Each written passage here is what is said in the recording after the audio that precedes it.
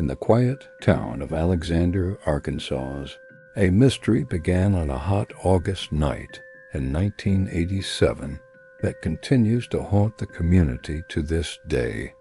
On August 23rd, two teenage friends, 17-year-old Kevin Ives and 16-year-old Doane Henry, were found dead on a set of railroad tracks. A freight train had run them over, and at first the state medical examiner ruled their deaths a tragic accident. The official theory was that the boys had fallen asleep on the tracks. But for the families of Kevin and Doane, this explanation just didn't make any sense. Why would two active teenagers fall asleep on a busy railway line? Their grief quickly turned into a relentless quest for answers, and they began to uncover details that pointed to something far more sinister. This case, which became famously known as the Boys on the Tracks, would soon unravel into one of Arkansas's most perplexing and debated criminal investigations. As pressure mounted, the initial ruling started to crumble.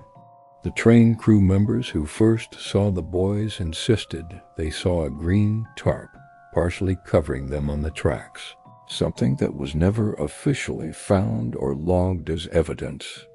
How could such a crucial detail just disappear? This, along with other inconsistencies, led to a public outcry and forced the case to be reopened. The families hired their own experts to examine the evidence. A second autopsy was performed by an out-of-state pathologist, and his findings were shocking. He concluded that Kevin and Doane were likely already dead or unconscious before the train ever hit them. The manner of death was officially changed from accidental to probable homicide. A grand jury was convened and agreed, supporting the conclusion that the boys had been murdered and their bodies placed on the tracks to cover up the crime. So, who would do such a thing? Over the decades, countless theories have emerged.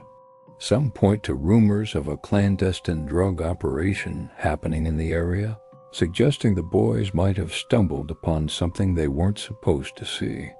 Witnesses came forward with stories, and some even claimed to have inside knowledge, but these leads often went cold or couldn't be verified. Despite multiple investigations, grand juries, and years of speculation, no one has ever been charged with the murders of Kevin Ives and Doane Henry. Today, the case remains officially unsolved. It's a chilling story of two lives cut short and a search for justice that has spanned more than 3 decades. The questions are as loud now as they were back then.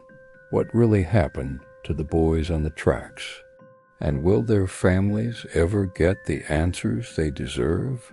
Thank you for watching, and if you found this case as compelling as we do, please consider subscribing for more deep dives into unsolved mysteries.